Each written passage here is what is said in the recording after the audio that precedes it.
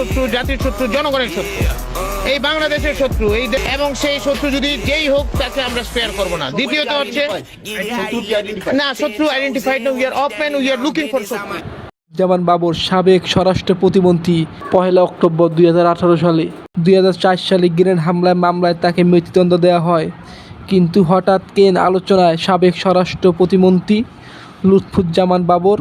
বর্তমান বাংলাদেশের অস্থিরতা নিয়ন্ত্রণে না করা গেলে তা প্রতিবেশী মিয়ানমার ও ভারতের 7 সিস্টার্সে ছড়িয়ে পড়তে পারে আশঙ্কা করছেন বাংলাদেশের বর্তমান সরকারের প্রধান উপদেষ্টা নোবেল বিজয়ী ডাক্তার মোহাম্মদ ইউনূস। ভারতের গণমাধ্যমে সাক্ষাৎকার দেওয়া এনটিটিভিকে কথা বলেন।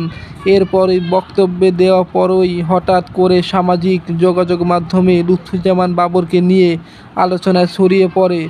7 সিস্টার হলো ভারতের অরুণাচল প্রদেশ, আসাম, ত্রিপুরা, নাগাল্যান্ড, মণিপুর, মিজোরাম ও মেঘালয়। এই 7 পার্শ্ববর্তী রাজ্য একত্রে 7 বোন রাজ্য বা 7 সিস্টার নামে পরিচিতি। অনেকেই মনে করেন লুৎফুজ্জামান বাবর ভারতের আতঙ্কের নাম। লুৎফুজ্জামান বাবর 7 সিস্টার দল বানিয়ে দিয়ে ভারতকে অস্থিতিশীল করে দিয়েছিলেন।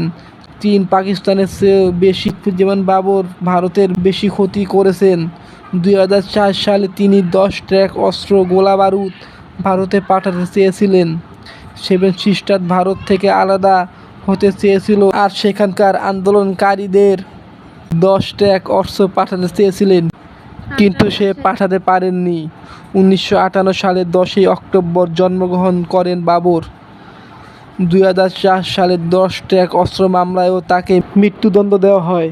বর্তমানে লুৎফুজ্জামান বাবর জেলে বন্দী আছেন।